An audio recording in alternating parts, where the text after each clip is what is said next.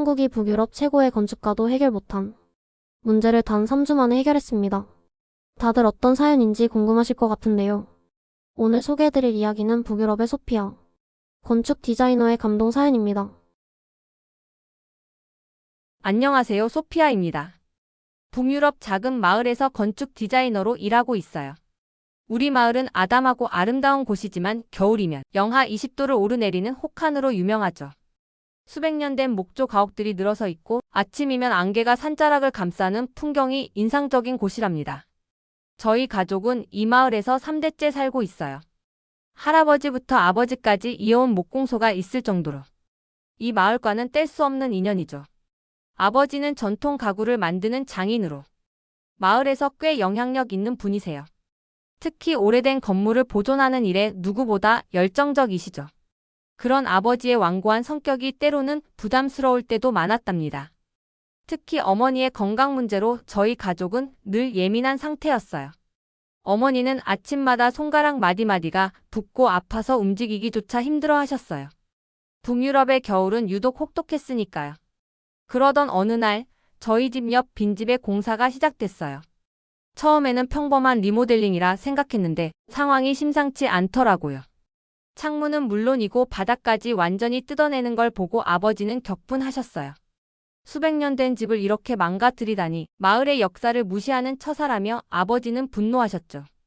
목소리에는 화가 가득했어요. 더 큰 문제는 그 집 주인이 한국인이라는 거였어요. 북유럽 대학에서 온 한국인 교수 가족이었다고 하더라고요. 우리 마을에 아시아인이 사는 건 처음이었죠. 아버지는 매일 아침 공사 소음에 불평하셨고 급기야 주민회의까지 소집하셨어요. 이런 시끄러운 공사는 마을의 평화를 해치는 일이니 뭔가 조치가 필요하다고 아버지는 강력히 주장하셨어요. 마을 사람들도 처음에는 아버지의 편을 들었어요. 낯선 문화에 대한 경계심이 컸거든요. 저도 처음에는 아버지 편에 서서 그 시끄러운 공사를 원망했어요. 학교에서 돌아오는 길에 들리는 망치 소리와 전동톱 소리가 정말 짜증스러웠으니까요. 하지만 운명이란 게 참 묘한 거더라고요. 그 시끄러운 공사가 우리 가족의 삶을 완전히 바꿔놓을 줄은 그때는 전혀 몰랐으니까요. 특히 한국인 가족의 딸 민지와의 만남이 저희 가족을 완전히 바꿔놓게 될 거라곤 그땐 상상도 못했어요. 그날도 늘 그렇듯 아침부터 공사 소리가 시작됐어요. 창문을 열어보니 커다란 트럭이 자재들을 내리고 있었고 한국인 작업자들이 바쁘게 움직이고 있었죠. 그때만 해도 전 몰랐어요. 그 소음이 우리 가족에게 가장 따뜻한 선물이 될 거라는 걸요. 한국인들이 가져온 전통 난방 시스템이 우리의 겨울을 완전히 바꿔놓을 거라는 사실을 말이에요. 겨울이 본격적으로 시작되었어요. 그해 겨울은 유독 추웠습니다. 12월 초부터 영하의 날씨가 계속되었고 아침마다 창밖으로는 하얗게 언 세상이 펼쳐졌죠. 제가 다니는 북유럽 고등학교는 전교생이 200명도 안 되는 작은 학교지만 대학 진학을 목표로 하는 우수한 학생들이 모여있는 곳이랍니다. 민지가 우리 반에 전학 온 건 그해 12월 초였어요. 겨울 학기가 한창이던 때라 전학생이 오는 건 꽤나 특이한 일이었습니다. 우리 반은 20명 정도의 소규모 학급인데다 초등학교 때부터 같이 공부해온 친구들이 대부분이라 새로운 얼굴은 모두의 관심을 끌기에 충분했어요. 게다가 그 아이가 바로 그 시끄러운 공사집 딸이라니 모두의 시선이 집중될 수밖에 없었죠. 담임 선생님이 민지를 소개할 때 교실은 미묘한 긴장감으로 가득했어요.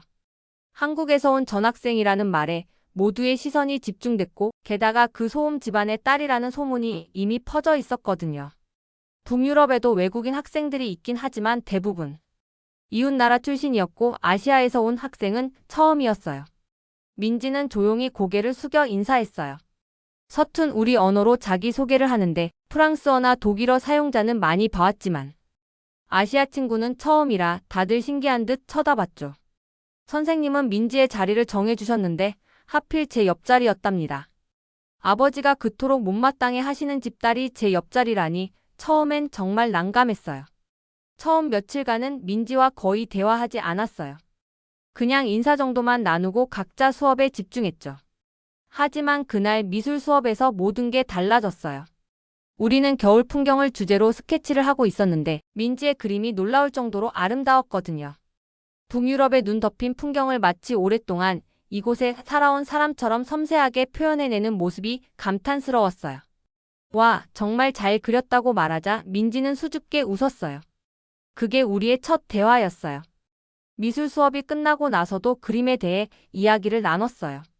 민지는 한국에서 미술을 전공하고 싶었다고 하지만 부모님을 따라 이곳으로 오게 되어 모든 계획이 바뀌었다고 했어요. 저도 건축에 관심이 있어서 그림에 대한 대화가 즐거웠죠. 그렇게 우리는 조금씩 가까워졌어요. 도서관에서 함께 공부하고 프로젝트 수업에서 파트너가 되어 발표도 준비했어요. 환경 보호를 주제로 한 발표에서 민지가 보여준 진지한 태도는 친구들의 편견을 깨는데 큰 도움이 됐답니다. 그녀의 한국어 발음이 섞인 독특한 억양도 점점 귀엽게 느껴지기 시작했고요. 하지만 그 주 금요일에 문제가 생겼어요. 아침부터 기분이 안 좋더니 오후가 되자 심한 오한이 들었죠. 우리 학교는 최신식 중앙 난방 시스템을 갖추고 있었지만 그날따라 유난히 춥게 느껴졌어요. 평소 같았으면 곧바로 집에 갔겠지만 민지와 함께하기로 한 환경 프로젝트 발표 준비가 있어서 도서관에 남았답니다. 결국 그게 화근이 됐죠. 다음 날 아침 저는 39도가 넘는 고열로 알아누웠어요. 주말 내내 고생하다가 월요일 아침에 겨우 학교로 돌아왔을 때 민지가 이상한 봉지를 건네줬어요. 하얀색 작은 주머니였는데 만지자마자 따뜻했죠. 이거 한번 써볼래? 핫팩이야. 한국에서는 모두가 겨울에 사용하는 거라고 민지가 말했어요. 저는 잠시 망설였어요. 저희 학교는 환경 보호에 대한 의식이 특별히 강했거든요. 일회용품 사용을 줄이자는 캠페인도 한창이었고 저도 학생의 환경 부장으로 활동하고 있었죠. 혹시 일회용이냐고 물으니 맞다고 하더라고요. 그런데 이건 특별한 경우라 괜찮을 거라고 했어요. 한국에는 재사용 가능한 찜질팩도 있다고 덧붙이면서요. 민지는 핫팩의 원리를 설명해 줬어요. 철가루와 공기가 만나면서 생기는 발열 반응이라고 했죠. 마치 과학 수업 같았어요. 우리도 비슷한 제품이 있긴 하지만 대부분 등산이나 캠핑용으로 사용한다고 했더니 민지가 흥미로운 이야기를 들려주더라고요. 한국에서는 일상생활에서도 많이 사용하는 거라고 이모가 얼마 전에 한국에서 보내주신 거라 했어요. 엄마가 어깨가 좋지 않고 추위를 많이 타셔서 이런 붙이는 핫팩이 꼭 필요하다고도 했어요. 민지의 말을 듣자 요즘 들어 손가락 통증으로 힘들어하시던 엄마 생각이 났어요. 아침마다 손가락 마디가 퉁퉁 부어서 커피잔도 제대로 들지 못하시는 모습이 자꾸 눈앞에 아른거렸답니다. 민지에게 우리 엄마도 관절이 안 좋다고 말했더니 자기 집에 와보라고 했어요. 여러 종류의 핫팩이 있는데 한번 보면 좋을 것 같다고 말이죠. 한국에서 온 작은 핫팩 하나가 우리 가족의 인생을 바꿔놓게 될 줄은 그때 몰랐어요. 손에 쥐자마자 전해지던 그 따뜻함이 제 마음까지 녹여주기 시작했답니다. 저희 어머니는 오랫동안 관절염으로 고통받고 계셨어요. 북유럽의 추위는 관절염 환자에게 최악의 환경이었죠. 특히 저희 집은 수백 년 된 목조 가옥이라 아무리 난방을 틀어도 구석구석 찬 기운이 돌았어요. 어머니는 아침마다 손가락 마디마디가 붓고 아파서 일상생활조차 힘들어하셨답니다. 커피잔을 들거나 단추를 잠그는 간단한 일조차 어머니에겐 큰 도전이었어요. 병원에서는 약물 치료와 물리치료를 권했지만 효과는 미미했어요. 어머니는 점점 더 많은 일을 포기하게 되셨고 한때 즐겼던 뜨개질이나 정원 가꾸기 같은 취미도 더 이상 하지 못하셨답니다. 아버지는 어머니의 상태를 보며 안타까워하셨지만 전통적인 방식 외에는 다른 해결책을 찾지 못하고 계셨어요. 라디에이터를 더 켜거나 두꺼운 이불을 더 사는 것 말고는 뾰족한 수가 없었죠. 그런 상황에서 민지가 준 핫팩은 작은 기적처럼 느껴졌어요. 학교에서 돌아온 저는 조심스럽게 핫팩을 어머니께 보여드렸어요. 이게 뭐니? 하고 물으시길래 한국 친구가 준 핫팩이라고 설명해드렸죠. 처음에는 의심스러워 하시던 어머니가 손에 쥐자 표정이 밝아졌어요. 이런 정말 따뜻하구나. 신기하다며 어머니는 웃으셨어요. 어머니는 그날 저녁 내내 핫팩을 손에 쥐고 계셨어요. 다음 날 아침, 어머니의 얼굴에서 평소보다 덜 고통스러운 표정을 볼 수 있었답니다. 딸, 이 작은 주머니 덕분에 오늘 아침은 손가락이 덜 아프네. 어디서 더 살 수 있을까? 어머니의 질문에 사실 저도 잘 모른다고 말씀드렸어요. 그저 민지가 한국에서 가져온 거라고만 알고 있었으니까요. 저는 민지에게 핫팩에 대해 더 물어봐야겠다고 생각했어요. 다음 날 학교에서 민지를 만나 어머니의 반응을 이야기해 드렸더니 민지는 기뻐하며 더 많은 이야기를 들려주었어요. 한국에서는 추운 겨울을 보내는 지혜가 오랜 세월 동안 발전해 왔다고 했죠.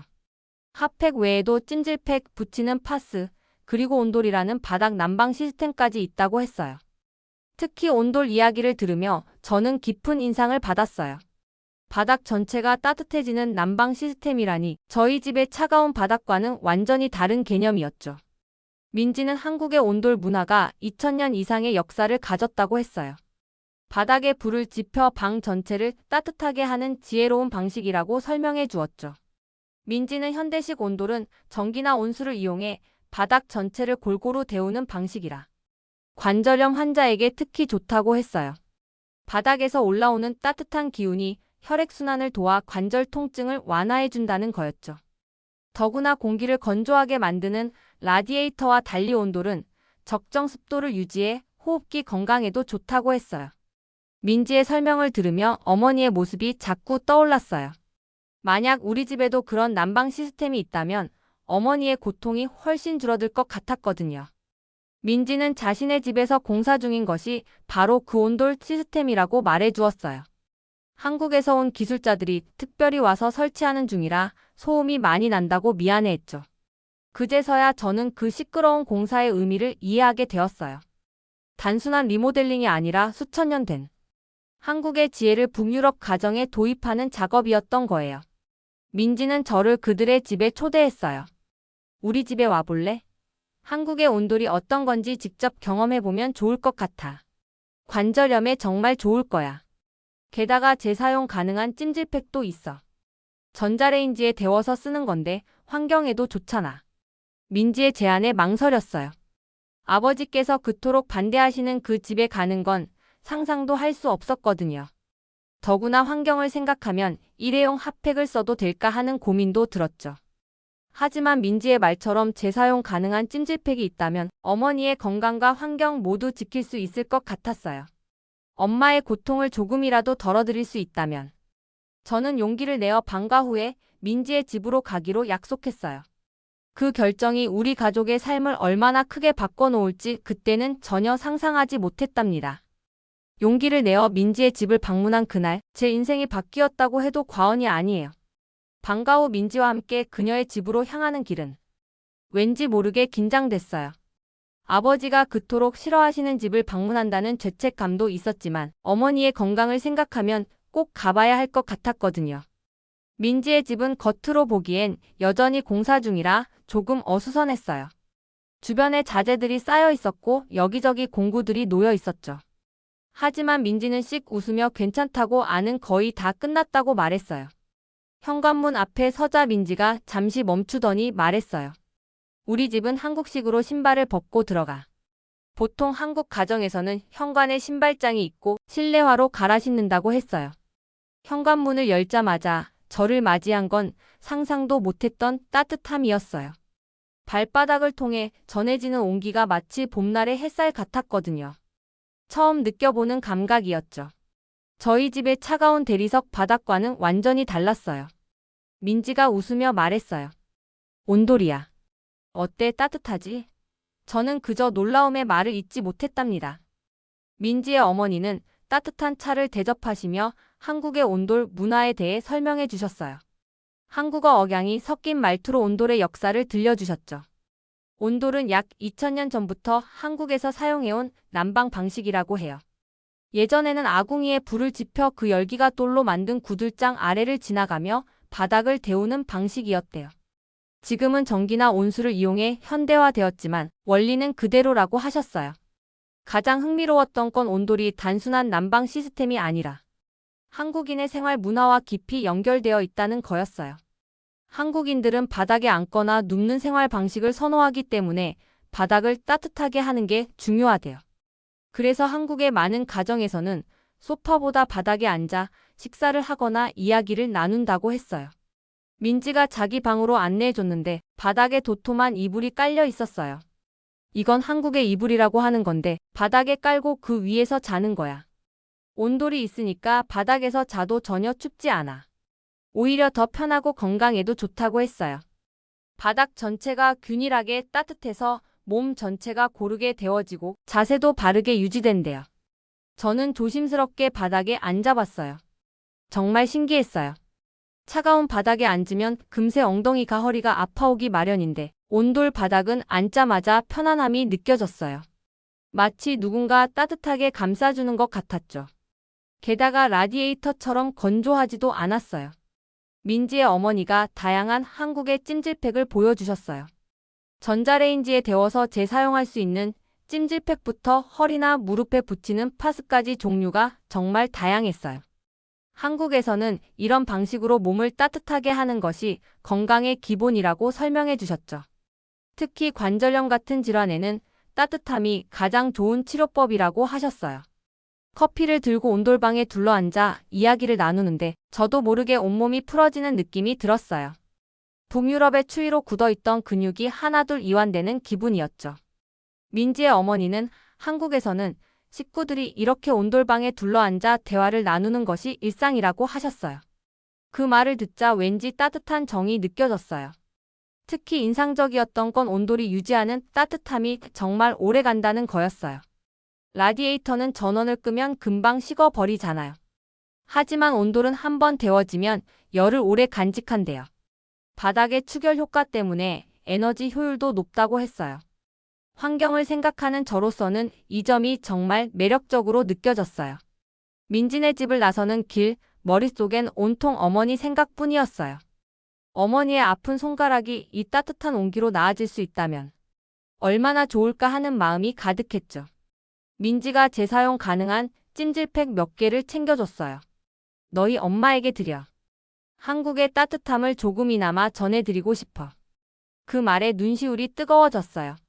집으로 돌아가는 길, 가방 속에 담긴 따뜻한 온기가 마치 우리의 우정처럼 느껴졌어요. 한국의 온도를 경험한 그날, 제 마음속에도 무언가 따뜻하게 녹아내리기 시작했답니다. 아버지가 출장 간 사이 어머니와 함께 민지의 집을 방문하기 시작했어요. 처음에는 조심스럽게 어머니께 민지네 집에 대해 이야기했죠. 한국의 온돌이 관절염에 도움이 될 수 있다고 민지네 가족이 초대했다고 말씀드렸어요. 어머니는 처음엔 망설이셨어요. 아버지 몰래 그 집에 가는 게 내키지 않으셨나 봐요. 하지만 제가 가져온 찜질팩의 효과를 직접 경험하신 후로는 호기심을 숨기지 못하셨죠. 첫 방문 날 어머니는 긴장하셨어요. 낯선 문화, 낯선 사람들을 만난다는 것이 부담스러우셨나 봐요. 하지만 민지의 어머니가 현관에서 환하게 맞아주시며 한국어로 인사하셨을 때 어머니의 표정이 조금 풀어졌죠. 비록 언어는 달랐지만 서로를 향한 미소는 같은 언어였으니까요. 민지의 어머니는 우리를 거실로 안내했어요. 발을 딛는 순간 어머니의 표정이 변했어요. 놀라움이 가득한 눈으로 바닥을 바라보셨죠. 이게 바로 온돌이구나. 정말 따뜻하네. 저는 어머니의 반응을 보며 은근히 기뻤어요. 민지의 어머니는 생강차를 내어주시며 온돌의 효과에 대해 자세히 설명해 주셨어요. 민지 어머니는 한국에서는 오래전부터 관절염이나 류머티즘 같은 질환의 온기 요법을 사용해 왔다고 했어요. 특히 온돌은 바닥 전체를 따뜻하게 해서 몸 구석구석까지 열이 전달되도록 하는 지혜가 담긴 시스템이라고 설명해 주셨죠. 열이 아래에서 위로 서서히 올라가기 때문에 혈액순환에 특히 좋다고 했어요. 어머니는 처음으로 오랜 시간 편안한 모습을 보이셨어요. 평소에 긴장된 모습은 온데간데없고 따뜻한 바닥에 앉아 이야기를 나누는 동안 얼굴에 미소가 떠나지 않았어요. 이런 난방 방식은 처음 보네요. 우리 집 라디에이터는 건조해서 겨울마다 고생인데. 어머니의 말씀에 민지 어머니도 고개를 끄덕이셨어요. 두 분은 금세 이야기가 통했어요. 민지 어머니도 한국에서 건축을 전공하셨다고 하더라고요. 환경 친화적인 건축에 관심이 많으셔서 온돌의 에너지 효율성에 대해서도 열심히 설명해 주셨습니다. 어머니는 건축에 대해 잘 모르셨지만 건강과 관련된 이야기에는 귀를 기울이셨어요. 그렇게 일주일에 두세 번 아버지가 일하러 나가시면 우리는 민지네 집을 찾았어요. 어머니의 건강도 조금씩 나아지는 것 같았고 무엇보다 새로운 친구가 생긴 것을 기뻐하셨어요. 북유럽에서는 이웃과 적당한 거리를 두는 게 예의지만 민지네 가족과는 왠지 모르게 가까워지고 있었답니다. 어머니는 민지 어머니에게 북유럽 전통 쿠키 만드는 법을 가르쳐 드리고 민지 어머니는 한국의 차와 간단한 반찬 만드는 법을 알려주셨어요. 서로의 문화를 나누는 시간이 쌓여갈수록 어머니의 얼굴에는 활기가 돌아왔어요. 특히 한국의 찜질 문화에 푹 빠지셔서 다양한 한방 파스와 찜질팩을 시도해 보셨죠. 그런데 비밀은 오래가지 않았어요. 아버지는 우연히 동네 주민에게 들은 이야기로 모든 걸 알게 되셨죠. 베커 아저씨가 우리가 민지네 집에 자주 드나드는 걸 목격하고 아버지께 말씀드린 거예요. 그날 저녁 집안의 공기가 얼어붙는 것 같았어요. 아버지는 저녁 식사 테이블에서 갑자기 말을 꺼내셨어요. 도대체 무슨 생각으로 그 집에 갔던 거야? 내가 얼마나 그 공사 때문에 고생했는지 알면서. 아버지의 목소리에는 분노와 함께 배신감이 묻어났어요. 3대째 이어온 목공소의 장인으로서의 자존심이 상처받으신 것 같았습니다. 하지만 저는 이번만큼은 물러설 수 없었어요. 아빠, 엄마가 얼마나 좋아지셨는지 아세요?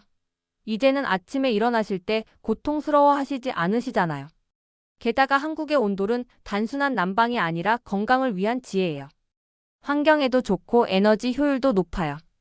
제 말이 채 끝나기도 전에 어머니가 조용히 말씀하셨어요. 여보, 당신이 걱정하는 우리 마을의 전통을 해치는 게 아니에요. 오히려 새로운 지혜를 배우는 거죠. 당신도 한번 가보면 어떨까요? 어머니의 말씀에 아버지는 잠시 말을 잊으셨어요. 평소 조용하셨던 어머니가 이렇게 당당하게 의견을 내신 적은 처음이셨거든요. 그날 밤 아버지는 연구실에서 밤늦게까지 불을 켜놓고 계셨어요. 무슨 생각을 그렇게 오래 하시는지 궁금했지만 감히 방해할 순 없었죠. 다음 날 아침 아버지는 평소보다 조용하셨어요. 그리고 저에게 짧게 물으셨어요. 그 집의 난방 정말 그렇게 특별한가? 저는 고개를 끄덕이며 온돌의 원리와 장점에 대해 설명해 드렸어요. 그렇게 우리 가족의 변화는 조금씩 시작되고 있었답니다. 어머니의 당당한 의견 표현에 아버지는 며칠 동안 말씀이 없으셨어요. 평소처럼 아침 일찍 목공소로 나가셨다가 늦게 돌아오시고 했죠. 하지만 달라진 점이 있다면 매일 밤 서재에서 불빛이 새어나왔다는 거예요. 어머니가 살짝 귀뜸해 주셨어요. 아빠가 요즘 독일 건축 잡지를 보시더라. 환경 친화적인 난방 시스템에 대한 기사들을 찾아보고 계셨다고 하셨죠. 완고하기만 하셨던 아버지의 새로운 모습이었어요. 그러던 어느 날 뜻밖의 일이 있었어요. 아버지가 퇴근하고 돌아오시는 길에 민지 아버님과 마주치셨대요. 두 분 다 처음엔 무척 어색해 하셨다고 해요. 마을 광장에서 우연히 만난 두 분은 서로 인사를 나누는 것조차 어려웠을 거예요. 하지만 민지 아버님께서 먼저 말을 건네셨습니다. 이웃에게 불편을 끼쳐 죄송합니다. 하지만 우리 공사에는 특별한 이유가 있습니다. 혹시 시간이 되신다면 설명해 드리고 싶은데요. 아버지는 잠시 망설이시다가 고개를 끄덕이셨대요. 두 분은 마을 카페에서 긴 대화를 나누셨어요. 민지 아버님은 온돌의 과학적 원리와 에너지 효율성에 대해 자세히 설명해 주셨답니다. 특히 북유럽의 환경보호 정책과도 잘 맞는다는 점을 강조하셨죠.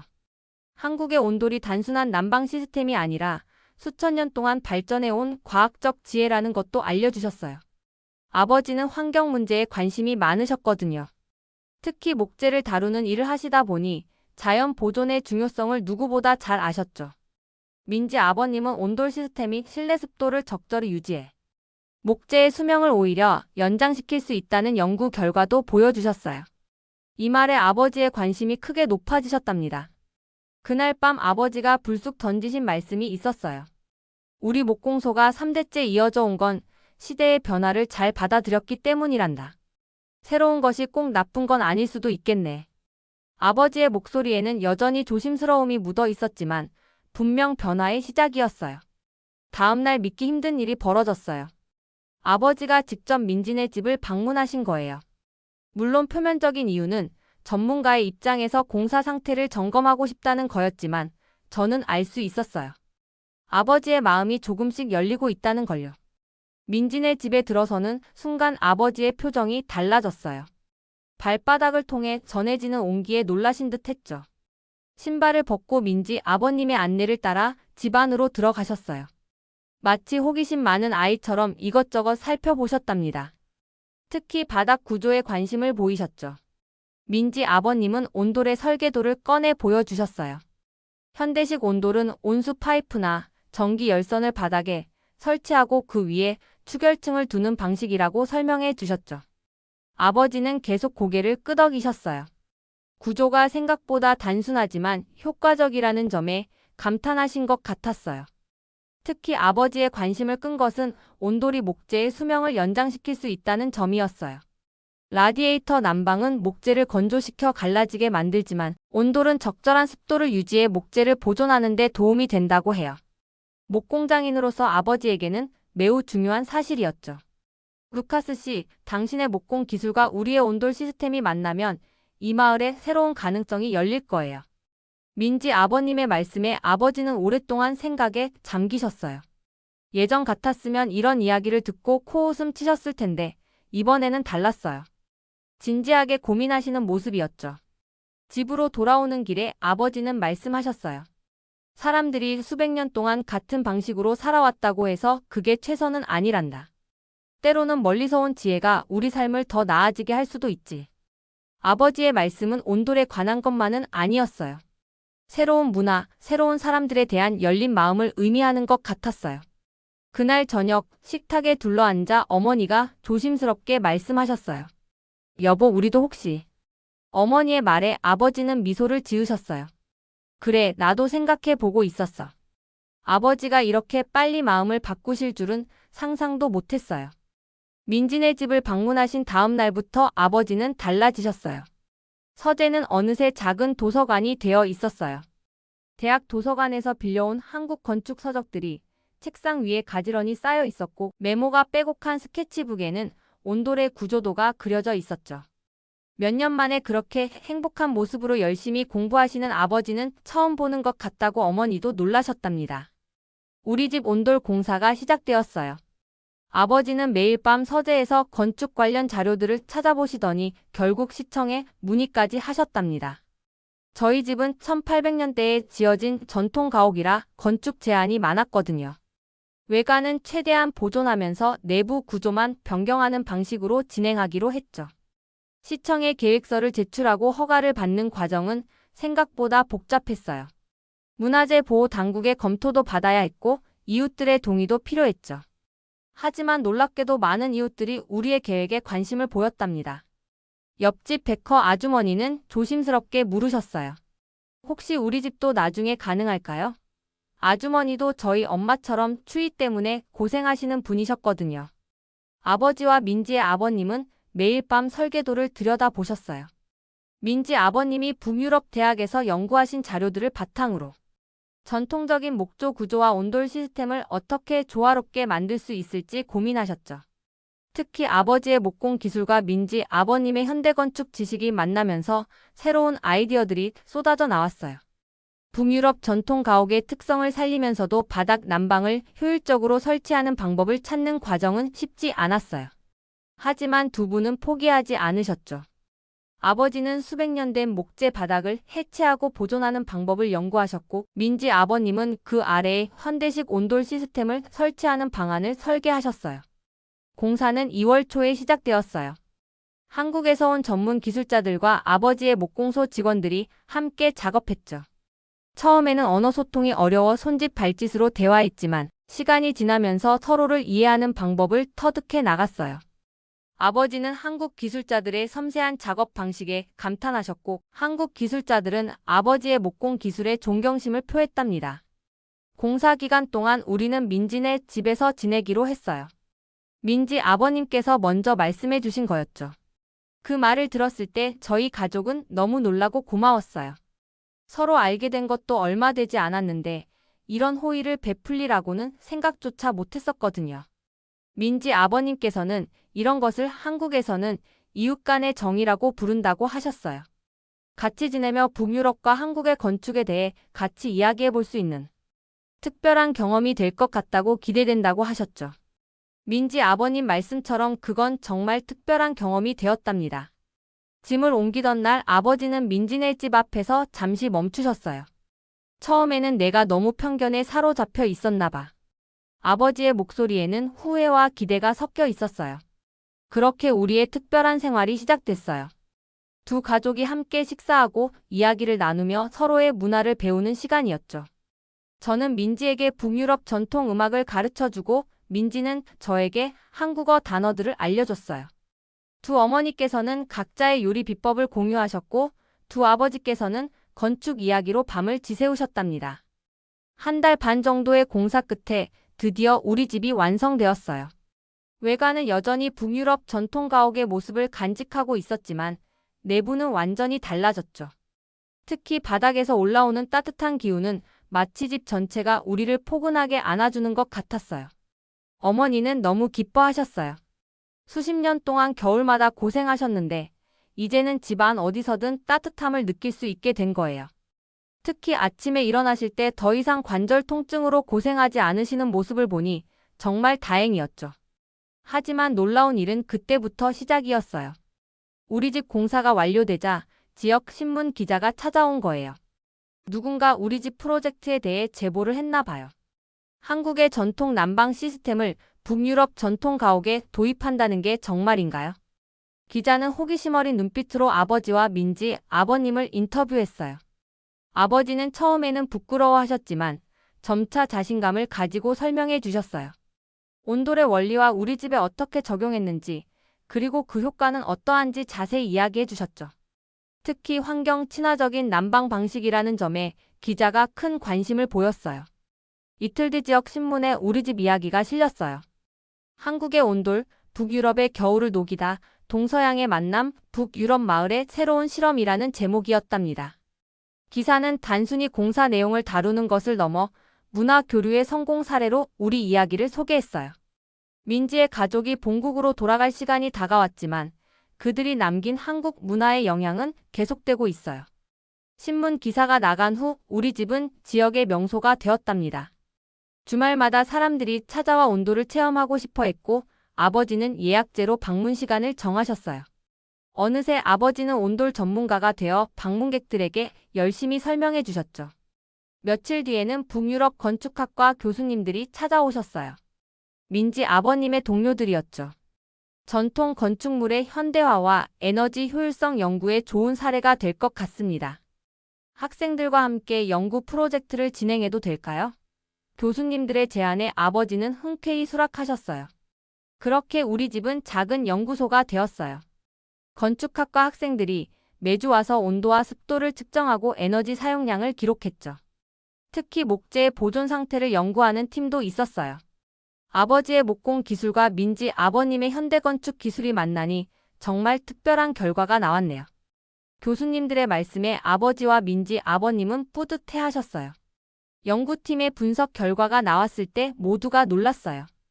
우리 집의 에너지 효율성이 기존 난방 시스템보다 30% 이상 높게 나온 거예요. 게다가 실내 습도 조절 효과도 탁월했죠. 겨울철 건조한 실내 공기 때문에 호흡기 질환으로 고생하던 어머니도 이제는 편안하게 지내실 수 있었어요. 한국의 온돌이 북유럽의 겨울을 이기는 지혜였던 거예요. 마을 의회에서 큰 관심을 보였어요. 대표단이 우리 집을 방문해 직접 온돌을 체험한 후 마을 공공 건물에도 이런 시스템을 도입하자는 의견이 나왔답니다. 특히 노인복지센터의 리모델링 계획에 온돌 시스템을 포함시키기로 결정했어요. 관절염으로 고생하는 노인분들에게 큰 도움이 될 거라고 생각했거든요. 그러던 중 민지 아버님께 특별한 제안이 들어왔어요. 마을 의회에서 자문위원직을 제안한 거예요. 비록 한국으로 돌아가셔야 했지만 1년에 몇 차례 북유럽을 방문해 온돌 프로젝트를 자문해 주시기로 했답니다. 이제 민지 아버님은 단순한 이방인이 아니라 우리 마을의 소중한 일원이 되었어요. 이별의 시간은 생각보다 감동적이었어요. 마을 주민들이 모여 민지네 가족을 위한 작별 파티를 열어줬거든요. 처음에는 그들을 의심의 눈초리로 바라보던 이웃들이 이제는 정말 가족처럼 그들을 대하는 모습이 인상적이었죠. 마을 광장에 모인 사람들 모두가 한국 문화에 대한 고마움을 표현했어요. 민지는 내년 여름방학에 다시 올 거라고 약속했어요. 정소피아, 우리는 계속 연락할 수 있잖아. 우리의 따뜻한 우정은 거리가 멀어도 변하지 않을 거야. 민지의 따뜻한 말에 눈물이 났어요. 한국어로 감사합니다 라고 배워서 민지 부모님께 인사드렸더니 두 분 다 감동하셨답니다. 민지네 가족이 떠나고 난 후에도 그들이 남긴 영향은 계속되었어요. 그들의 집은 이제 한국온돌 하우스라고 불리며 연구 거점이 되었답니다. 건축학과에서 임대해 학생들의 현장 실습 장소로 활용하게 된 거예요. 매달 정기적으로 학생들이 방문해 연구를 진행하고 민지 아버님도 북유럽에 오실 때마다 그곳에서 특별 강연을 하신답니다. 우리 마을 사람들은 이제 그 집을 자랑스러워해요. 마을 관광 코스에도 포함되어 한국 온돌 투어라는 프로그램이 생겼어요. 겨울이면 온돌의 따뜻함을 경험하기 위해 먼 곳에서도 사람들이 찾아온답니다. 한국 문화의 우수성을 알리는 작은 전시관 역할도 하고 있죠. 어머니의 건강은 눈에 띄게 좋아졌어요. 이제는 아침마다 통증 없이 일어나실 수 있고 오랫동안 포기하셨던 취미생활도 다시 시작하셨답니다. 뜨개질로 만든 목도리를 민지에게 선물로 보내시기도 했어요. 아버지도 온돌 시스템을 목공 기술과 접목해 새로운 사업 영역을 개척하고 계세요. 북유럽과 한국의 기술이 만나 시너지를 내는 걸 직접 경험하니 더 많은 가능성이 보이나 봐요. 민지와는 자주 연락해요. 이제는 서로의 언어를 조금씩 배우면서 문화적 이해도 깊어지고 있어요. 민지가 한국에서 보내준 사진을 보면 그곳의 온돌 문화가 더 궁금해져요. 언젠가 저도 한국에 가서 온돌의 본고장을 직접 경험해보고 싶다는 생각이 들어요. 처음에는 낯설게만 보이던 한국의 난방 기술이 우리 마을의 전통 가옥과 만나 새로운 가치를 만들어냈어요. 한국의 온돌은 단순한 난방 시스템이 아니라 사람을 생각하는 따뜻한 지혜였습니다. 그 지혜가 우리 마을 전체를 따뜻하게 변화시키고 있답니다. 이제 저는 매일 아침 따뜻한 바닥에서 일어나며 한국 문화의 위대함을 느끼고 있어요. 때로는 가장 낯선 곳에서 가장 따뜻한 해결책이 찾아오는 것 같아요. 그 따뜻함이 지금 우리 마을 전체를 변화시키고 있답니다.